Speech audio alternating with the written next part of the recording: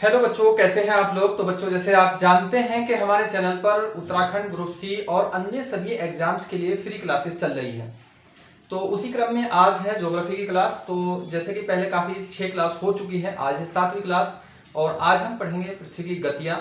जो लोग नए हैं और जिन लोग ये वीडियो देख रहे हैं तो वो पिछली वीडियो सारी देख लें। यहाँ ज्योग्राफी ग्रुप सी नाम से प्लेलिस्ट है, वहाँ जाके देख लें, सारी वीडियो आपको मिल जाएगी, बिल्कुल क्रम में है 1 2 3 4 5 से। ठीक है बच्चों, ऐसे देख लें। और आप लोगों से एक चीज़ और कहना चाहूँगा कि हमारे चैनल को लाइक करें और शेयर ज़रूर कर दें और सब्सक्राइब भी ज़रूर कर लें। ठीक है बच्चों, शुरू करते हैं। और इसके अलावा आपका कोई भी डाउट हो आप कमेंट में बताएं, उसी की वीडियो बनाई जाएगी, चाहे कोई भी सब्जेक्ट हो। तो नए टॉपिक का नाम है पृथ्वी की गतियाँ। पृथ्वी की गतियाँ, motion of the earth, motion of the earth इंग्लिश में बोलेंगे। अब देखो, मोशन ऑफ द अर्थ। ठीक है बच्चों, याद रखना। देखो, पृथ्वी की 2 प्रकार की गति होती है। गति का मतलब होता है 2 प्रकार के राउंड होते हैं। एक तो पृथ्वी खुद घूमती है, एक वो सन के चारों ओर घूमती है। जब वो खुद घूमती है तो उसे बोलते हैं घूर्णन, उसे बच्चों बोलते हैं घूर्णन। इसका एक और नाम है, इसे परिभ्रमण भी बोलते हैं। ठीक है, और इंग्लिश में बोलते हैं इसे रोटेशन, रोटेशन बोलते हैं बच्चों। और दूसरी जो गति होती है वो परिक्रमण होती है, उसके बारे में अभी पढ़ेंगे। तो हम पहले वाली गति को यहां समझते हैं कि यह होती क्या है। देखो बच्चों, एक चीज मैं समझाता हूं तुम्हें कि जब पृथ्वी या कोई चीज घूमती है खुद, यानी कि उसका एक एक्सिस बन जाता है, अक्ष बन जाता है। जैसे मान लो कि मैं ये मार्कर घुमाऊं, ऐसे ये घूम रहा है, देखो ये घूम रहा है, यहाँ एक चक्कर लगा रहा है, ऐसे इसका अक्ष बीच में बन गया, ये घूमता है ऐसे। अगर मैं ऐसे झुकाऊं इसे तो तब भी ये घूम रहा है, तो इसका ऐसे अक्ष बन जाएगा। तो बच्चों क्या हुआ कि हमारी जो पृथ्वी है ये ऐसे झुकी हुई है 23.5 डिग्री। अब कैसे कैसे झुकी हुई है अभी मैं बताता हूं आपको। मान लो कि ये हमारी पृथ्वी है, ये गोला है फिलहाल तो ये, ठीक है। और इसमें एक सेंटेंस आता है कि हमारी जो पृथ्वी है उसके कक्षा तल पर जो सरफेस होता है, ऑर्बिट सरफेस, उस पर वो 23.5 डिग्री झुकी हुई है। कक्षा तल का मतलब होगा, ऐसे मान लो कि ये है, इसका यहाँ तल हो गया ये। ठीक है बच्चों, ऐसे है, इसे बाद में हम रिमूव कर देंगे। इस पर बने लंब, इस पर जो लंब बनता है परपेंडिकुलर रहता है ऐसे, इससे 23.5 डिग्री का कोण बनाती है, 23.5 डिग्री का एंगल बनाती है, यहां से 23.5 डिग्री इधर का। तो बच्चों ये बनाएगी हमारी पृथ्वी, ऐसे झुकेगी यहां।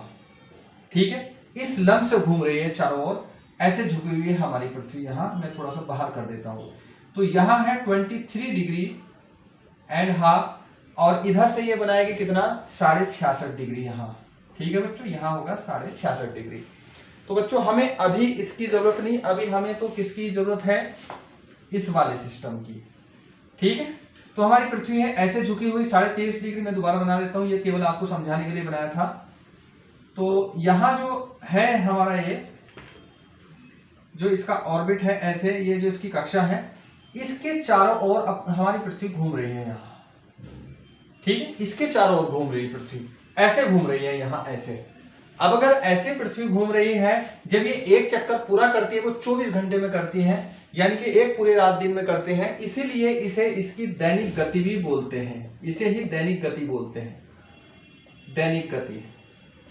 ठीक, क्योंकि 24 घंटे में एक चक्कर पूरा कर रही है, तो ये इसकी होगी क्या, दैनिक गति होगी। अब देखो ये पृथ्वी यहां झुकी हुई है बच्चों, ऐसे है, तो फिर यहां 0 डिग्री ये होगा, यहां विषुवत रेखा, जो तुम्हें मैंने पहले ही समझा चुका हूं मैं आप लोगों को, विषुवत रेखा होगी। और इसे हम मान लेते हैं उत्तरी गोलार्ध, नॉर्थ पोल को उत्तरी ध्रुव मान लेते हैं। ठीक है, नॉर्थ पोल, और ये दक्षिण ध्रुव है, दक्षिण ध्रुव है। तो हमारी पृथ्वी झुकी हुई है इधर 23.5 डिग्री। ये तो होगी कौन सी, मकर रेखा, ट्रॉपिक ऑफ कैंसर, ये हो सॉरी कर्क रेखा, ये कर्क रेखा होगी यहाँ, ट्रॉपिक ऑफ कैंसर। और इधर होगी मकर रेखा, ये 23.5 डिग्री है, ध्यान रखना। ठीक है, पिछली वीडियो में डिटेल से आप लोगों को मैं समझा चुका हूं। ये 23.5 डिग्री है, इसे बोलेंगे मकर रेखा, ट्रॉपिक ऑफ कैप्रिकॉर्न। तो बच्चों एक चक्कर जब हमारी पृथ्वी ऐसे घूम के लगा लेती है, यूं इसके चारों ओर ऐसे घूम के लगा लेती है, तो 24 घंटे में लगाती है पूरा चक्कर। उसी 24 घंटे से होता है क्या, दिन रात होते हैं, दैनिक गति से बोलते हैं इसे। और एक चीज और ध्यान रखनी है बच्चों, हाँ वो मैंने बताया 23.5 डिग्री ये झुकी हुई है, 23.5 डिग्री अर्थ झुकी हुई है। ये थोड़े से फैक्ट याद रखना क्योंकि फर्स्ट क्लास है, स्पीड क्लास बोलते हैं इसे, तो इसमें ये इतना देखना पड़ेगा थोड़ा तुम्हें। अब इसमें एक बात और सुनो आप, ये जो झुकी हुई है इसके कारण इसके दिन रात बड़े होते हैं। अभी अगली जो हम एक पिक्चर बनाएंगे यहाँ बताएंगे कि दिन रात बड़े कैसे होते हैं, या फिर 6 महीने के दिन पोल पे 6 महीने के यहाँ रात, सॉरी यहाँ दिन यहाँ रात कैसे होते हैं, बड़े होते हैं। दिन रात का जो अंतर आता है वो पृथ्वी के झुके होने के कारण आता है, ये ध्यान रखना, ये बिल्कुल आता है ऐसा। दिन रात का जो अंतर होगा, दिन रात का अंतर पृथ्वी के झुके होने के कारण होता है, तो बच्चों ये आप लोगों को ध्यान रखना है कि दिन रात का जो अंतर होता है पृथ्वी के झुके होने के कारण ही तो दिन रात छोटे बड़े होते हैं और दिन रात का ये अंतर आता है। आप लोगों को मैंने पिछली वीडियो में बताया था कि सन जो रहता है पूरी पृथ्वी पर कहीं भी, ये पूरी पृथ्वी पर लंबवत नहीं रहता, एकदम वर्टिकल नहीं रहता, यानी कि सूर्य जो रहता है वो कभी भी ध्रुवों पर बिल्कुल एकदम सर पे नहीं चमकता, सिर पे नहीं एकदम बिल्कुल चमकता। तो हमारी जो पृथ्वी रहती है वो इन दो रेखाओं के बीच में रहती है, कर्क रेखा, ये कर्क रेखा है, और मकर रेखा। इनके बारे में मैंने पहले बताया था आप लोगों को, यानी कि 21 मार्च के बाद इधर ये उत्तरी गोलार्ध है, ये सारी चीज मैं बता चुका हूं आपको, उत्तरी ध्रुव है ये, और इधर है दक्षिण ध्रुव। 21 मार्च के बाद सन इधर जाता है यहाँ, 21 मार्च 23 सितंबर को दिन रात बराबर होते हैं बच्चों, तो 21 मार्च को यहाँ, 21 मार्च यहाँ जाएगा और यहाँ 21 जून तक रहेगा। 21 जून के बाद सन फिर इधर आएगा, यहाँ ये रहेगा 21 मार्च, और फिर 21 यहाँ 23 सितंबर हो जाएगा, 23 सितंबर से सन फिर यहाँ आएगा मकर रेखा पर, और मकर रेखा पर यहाँ आने का मतलब होगा बिल्कुल एकदम सिर पे पड़ना, ठीक है, बिल्कुल एकदम सिर पे पड़ना। और यहाँ 23 सितंबर के बाद यहाँ 22 दिसंबर को ये रहेगा, और यहां से फिर ये वापस आ जाएगा और 21 मार्च को फिर ये विषुवत रेखा पर पहुंच जाएगा। यानी कि सन जो है वो 21 मार्च 23 सितंबर को सीधा कहां चमकता है, विषुवत रेखा पर चमकता है, और 21 मार्च के बाद वो इधर चलना शुरू कर देगा, कर्क रेखा तक आएगा, फिर उसके बाद यहाँ से वापस होना शुरू हो जाएगा। इसलिए 21 जून के बाद क्या होता है कि दिन छोटे होने शुरू हो जाते हैं, वो इधर आना शुरू हो जाता है यहाँ तक, और यहाँ के बाद सन यहाँ आएगा 22 दिसंबर में, और यहाँ से फिर वो आगे जाएगा। ठीक है बच्चों, तो बच्चों ये थी इसकी जो घूर्णन गति और इससे जुड़ा हुआ थोड़ा सा फैक्ट था जो आप लोगों को ध्यान रखना है। अब देखते हैं अगली गति, ठीक है, अगली कौन सी है, परिक्रमण। घूर्णन का मतलब तो आप समझ ही गए कि अर्थ पूरी घूम रही है। अभी जो ये दिन रात कैसे बराबर होते हैं, 6 महीने का दिन 6 महीने की रात कैसे होती है, थोड़ा सा वो मैं आप लोगों को समझा देता हूं।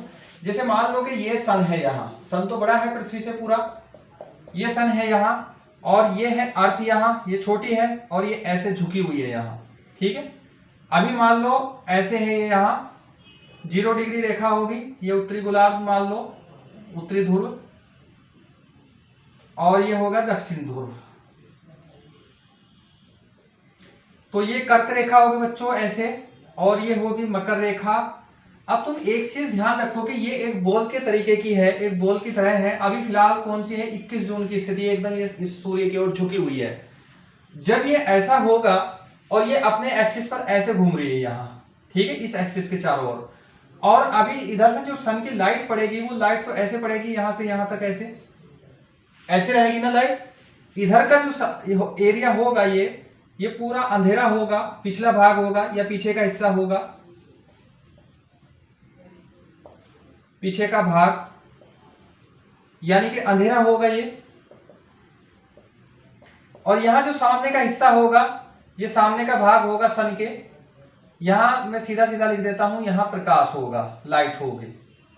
यानी कि इस लाइन से ये एक लाइन बाउंड्री बन गई, इससे जो इधर का हिस्सा होगा वहां तो सन होगा, और इधर का हिस्सा होगा वहां क्या होगा, अंधेरा होगा। और पृथ्वी घूम रही कैसे, ऐसे।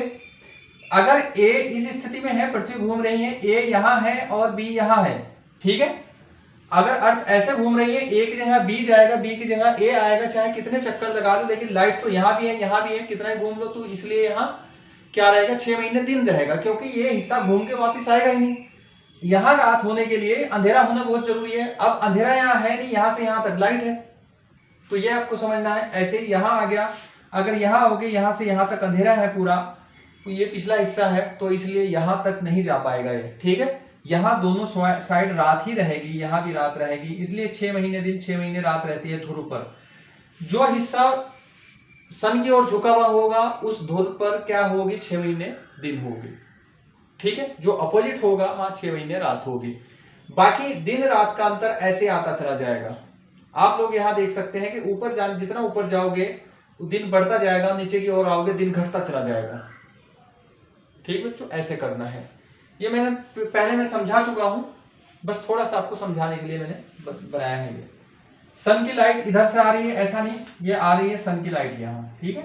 ये क्योंकि सन तो बड़ा है काफी, तो बच्चों ऐसे है। चलो अगली गति देखते हैं। अब देखते हैं बच्चों परिक्रमण। परिक्रमण का मतलब होता है रिवोल्यूशन, यानी कि चारों ओर घूमना। जब ये सन है यहां, ये बच्चों ये है सूर्य, ये सूर्य है यहां, और इसके चारों ओर सन ऐसे, पृथ्वी ऐसे चक्कर लगा रही है, ऐसे इलिप्टिकल मार्ग में, चपटे मार्ग में। एक बार ये इसके पास आती है, एक बार इससे दूर जाती है, और ये पूरा एक चक्कर जो लगाती है वो पूरे 365 दिन 6 घंटे में लगाती है, ठीक है बच्चों। जब पूरा एक चक्कर एक साल में लगता है तो इसी कारण इसे बोलते हैं वार्षिक गति, वार्षिक गति बोलते हैं बच्चों, ठीक। देखो अगर आप लोगों को बिल्कुल डिटेल से समझना, एक एक चीज समझते हुए जाना, तो फिर हमारी डिटेल जो क्लास होगी आप वो भी वहां भी जाके देख लें। सारी वीडियो फ्री है, ये भी फ्री है।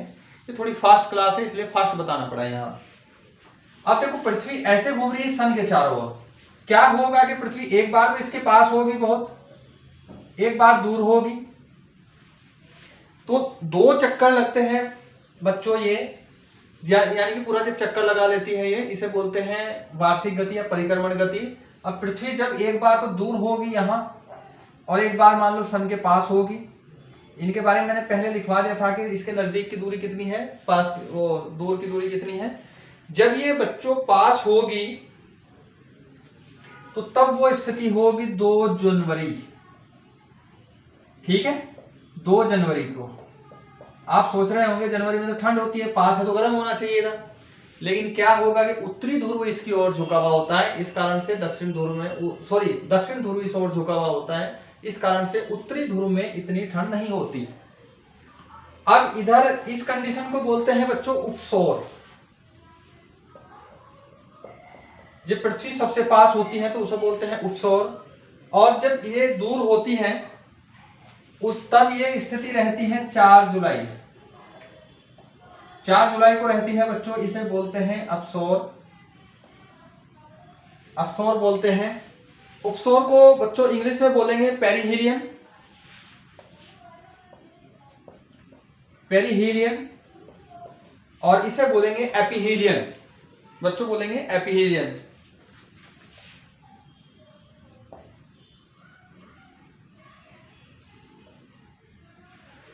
तो बच्चों ये है इसकी परिक्रमण गति, वार्षिक गति, जो चारों ओर की गति है।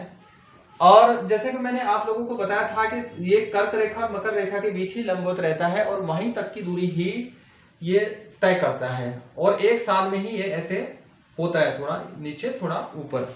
तो बच्चों ये थी अब तक की परिक्रमण की क्लास, और मुझे उम्मीद है कि शायद आपको पसंद आई होगी। ऐसे ही होता है इसमें ऋतु चक्र, जो मौसम कैसे कैसे बदलता है, किस किस कारण से होता है, उसके वो भी इससे ही जुड़ा हुआ रहता है। तो फिलहाल बच्चों आप इतना ही करो, यहाँ के बाद मिलते हैं नेक्स्ट क्लास में।